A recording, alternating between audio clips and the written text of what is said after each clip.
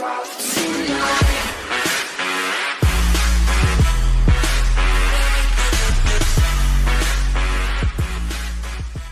35-year-old longtime United States women's national team goalkeeper and star has been suspended by the United States Soccer Federation since August and isn't eligible for reinstatement until late February. Following the USA's quarterfinal elimination at the Rio Olympics, the team's worst finish at a major tournament ever, she called Sweden, which had just beaten the Americans on penalties, cowards for its defensive tactics. U.S. Soccer considered this the last straw after a long rap sheet of other transgressions, both within the team and in her private life, and kicked an irate Solo off the team for half a year.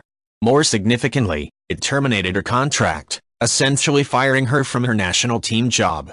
Solo's case is a complicated one, and it seemed highly unlikely that she would ever make it back to the national team, posing questions about her legacy.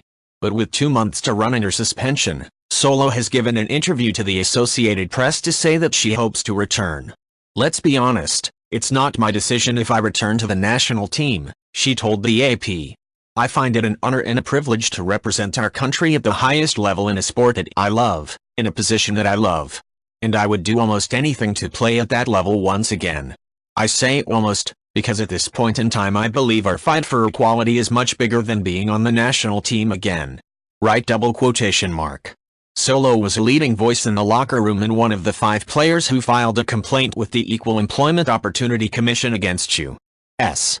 Soccer over pay discrimination between the women's and men's national teams. And she had a big role as a hardliner in the team's collective bargaining negotiations with the federation, with the current CBA expiring Dec. 31. Solo reiterated to the AP that she thinks her influence in negotiations, egging her fellow players on to fight tough, was the real reason she was fired.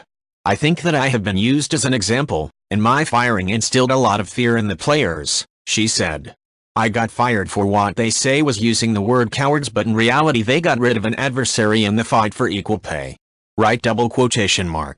These accusations are, maybe not the best way to convince the federation to let her back on the team.